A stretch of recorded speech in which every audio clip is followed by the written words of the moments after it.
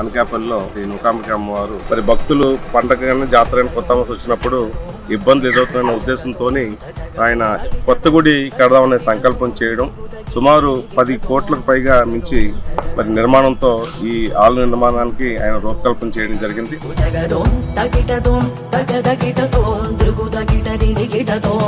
మరి ఇప్పటికే ఆల్రెడీగా 9 ఫ్లోర్లతో రాజగోపురం ఉంది. దానికి అనుగుణంగా ప్రాకార మండపం, అన్నట్టు మండపం, అలాగే అమ్మవారి గర్భగుడి కానివ్వండి, తర్వాత అంతరాలయం కానివ్వండి పూర్తిగా రాతితో ఉండే విధంగా దాన్ని రూపొందించడం జరిగింది. కొత్త మాస జాతరకల్లా అంటే ఏప్రిల్ నెల కల్లా భక్తులందరికీ దర్శనం ఇచ్చే విధంగా మనం ఏర్పాట్లు చేయించి చెప్పడం జరిగింది.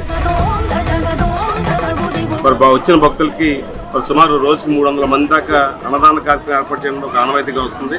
మరి దాని ఉద్దేశంలో పెట్టుకొని, దాని ఆలోచనలో పెట్టుకొని మరి గుడివాడ అమర్నాథ్ గారు దీని నిమిత్తం సెపరేట్గా ఒక మండపం ఉండాలనే ఉద్దేశంతో సుమారు 50 లక్షల రూపాయలతో మరి ఈ ఉత్సవ మండపాన్ని నిర్మించడం జరిగింది. నిర్మించి మొన్నే ఓపెన్ చేసి భక్తులకు అంకితం అవ్వడం జరిగింది.